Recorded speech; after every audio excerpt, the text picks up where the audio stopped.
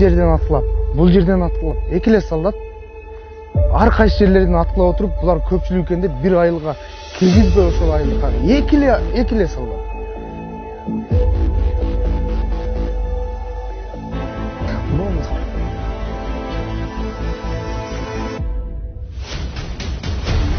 Биздин кыргыз армиясынын жоокерлери өтө патриот келишет. Жанагы интернет убактында жүргөндөй 1 сантиметр жерибиз да бербейбиз дегендей. Ошол нерсени сөздө гана эмес, иш жүзүндө да далилдеп койдук. Ошо биздин кыргыз армиясын колдоп келген кыргыз элибизге рахмат.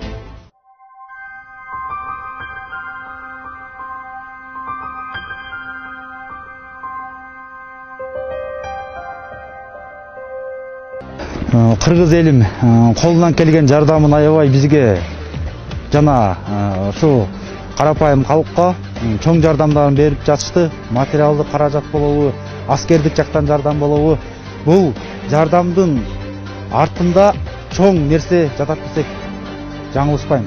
Бул жардам чын динен келген жардам болуп эсептелгендиктен биз ушундай ынтымактуу, биздин ушундай кайраттуу элибиз турганда биздин тынччылыгыбызды, биздин бүтүндүгүбүздү эч ким бузуп кире албайт, жана киргизбейт. Бизде бул нерсе жок, бизде тиги нерсе жок дегенибиз менен, бирок бизде бир нерсе бар экен.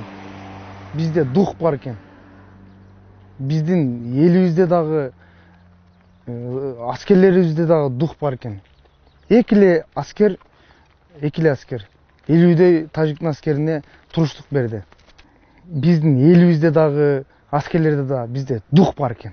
А тигилерде курал жарагы, аскери көп болушу мүмкүн, бирок дух жок экен. Коркок экен. Мен ушул нерсени байкадым. Коркок экен алар. Душмандын саны биздикинен бир канча эсе көп болчу. Душмандардын бизден бир канча эсе көп санда бастырып кирип, булардын максаты күч менен багынтабыз, же болбосо күч менен коркутабызбы, кандай максатта келгенин билбейм, бирок булардын бир гана максаты ошо Кыргызстанды басып кирип, талап, тоноп, өрттөп басып алабыз, же болбосо бир аймактардын тартып алабыз деген максатта киришти. Душмандын санынын көптүгүнө карабай, биздин жоокерлер, биздин аскер кызматчылары бизге башка күч органдарынан күчөтүү келгичекти, канын жанын аябай акырына чейин салгылашып, баатырларча мекен чегинде туруп беришти. Ынтымагы менен антына бекем туруп, кашыкканы калганча баатырларча салгылашып, көп адамдарыбыз мерт кетсе да ушу мамлекетибиздин бүтүндүгү үчүн, мамлекетибиздин коопсуздугу үчүн акыр жанына чейин салгылашышты. Ушул жерге үй салып берсе, до конца жашаймын. Үй куруп беребиз деп атат эми. Эми биз ар бир мемебизди кудайлап отурабыз, Кудай куруп берсин деп. Камсыз кыла турган болсо, биз анча жерде до конца отурабыз, иш жерге кетпейт. Баткен область боюнча 140 000 адам качып, башка айылдарга, башка областтарга кетти. Канчалаган адамдар үйүнү ачып, бизге окшогон адамдарды кабыл алды. Кыргыз элиме чоң рахмат. Жардам берген балдардын өмүрүн узак ырыскысын палван кылсын. Дайыма тынчтыкты каалайбыз. Алла таалам ынтымакты берсин. Президентибизге ынтымак берип бизди шунчалык көтөрүп жатканыга миң рахмат. Шунчалык коргоп жаткандарыга рахмат. Шуларга Куда Алла берсин айланайын. Бизди дайым коргоп келатат солдаттар. Өмүрлөрү узун, рызкылары палван болсун. Кудая тынчтык, амандык, эсенчилик болсун. Мынан буяга уруш болбосун, тынчтык болсун садага болоюнда. Мана Капчыгай айылында да ярадар болгон бир жоокерибиз. Ошол өзүнүн жолдосторун коргоп да жатканда акыр аягына чейин баягы күрөштү.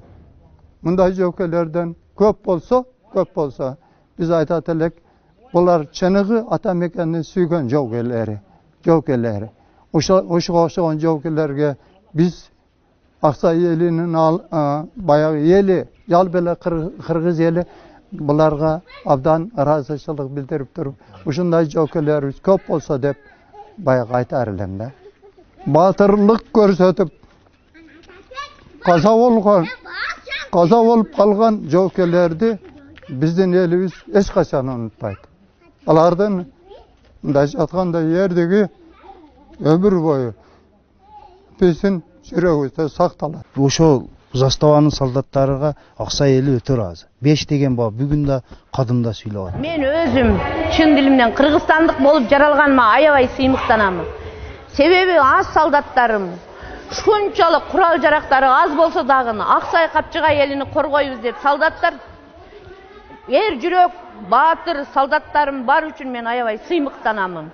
Себеби жүрөгүбүз ооруй турган аябай жаман иштер болду.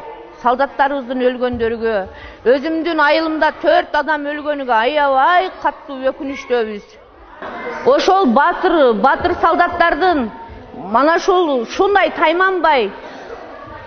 тайманбас жоокерлерди тарбиялаган ата-энелерине Баткен элим атынан чын жүрөгүмдөн мен ыраазычылык билдирем. Эр жүрөк солдаттарды тарбиялап, ушинтип чоңойткондору үчүн ата-энелерине сыймыктанамын. Кыргыз элимдин шундай бири-бирине ынтымактуу болуп, ушундай биз шундай каргашалуу окуяда кыйналып жаткан мезгилде элибиз аябай колдоду. Бардык жактан бизге жардам келип жатты. Рахмат. Биз ыраазычылыгыбыз менен ошолорго рахмат айтабыз. Ошондуктан биз Кыргызстанда жашаганыбыз үчүн аябай сыймыктанабыз. Бирок Кыргызстандан 1 сантиметр жер бербейбиз. Бирок жаныбызды берсек беребиз, 1 сантиметр жер бербейбиз биз. Биз до конца ошолор менен күрөшөбүз. Канчалаган контрактник балдарыбыз эли жерди бизди коргойбуз деп өлүп атат. Булардын ортолгус жоготуу.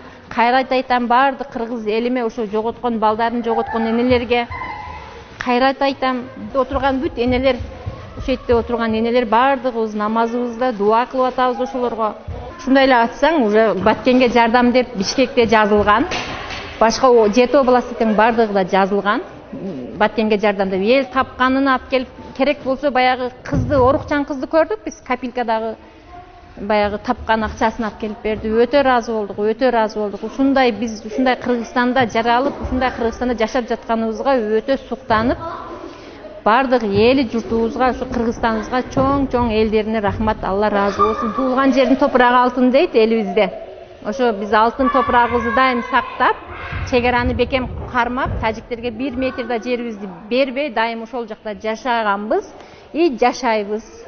Кандай шарт болбосун, кандай эме болбосун, биз дайым жашап келебиз,